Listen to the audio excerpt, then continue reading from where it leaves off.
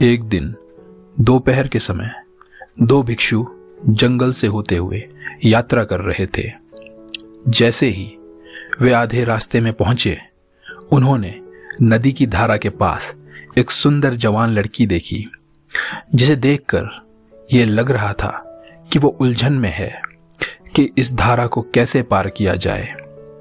पहला भिक्षु उस लड़की के पास गया और उसे कहा कि ये नदी बहुत गहरी नहीं है और वो आराम से इस नदी को पार कर सकती है। लड़की ने फिर भिक्षु को अपनी परेशानी बताई कि वो पानी से डरती है और साथ ही वो पानी से भीगना नहीं चाहती। भिक्षु उस लड़की की बात समझ गया। उसने उसे अपनी गोद में उठाया और बिना कुछ कहे उसे नदी पार करवा दिया। लड़की ने भिक्षु को धन्यवाद कहा और वहां से चली गई। फिर भिक्षु अपने मित्र के पास गया और जंगल का भ्रमण पुनः आरंभ किया।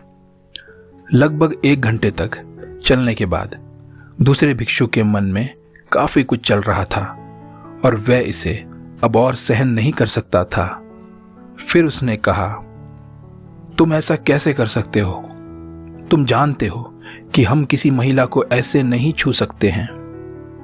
पहले भिक्षु ने पहले तो उसे देखा और फिर मुस्कुराया और कहा, मैंने तो उसे 1 घंटे पहले ही वहां छोड़ दिया था, लेकिन ऐसा लगता है कि तुम अपने दिमाग में अभी भी उसे साथ लिए चल रहे हो।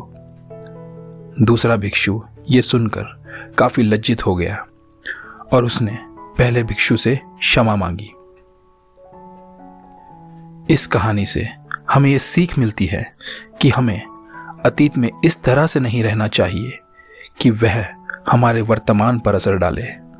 गलतियां सबसे होती है, हमसे भी, पर हमें इन सब बातों से आगे बढ़कर अपने भविष्य को बेहतर बनाने के लिए काम करते रहना चाहिए।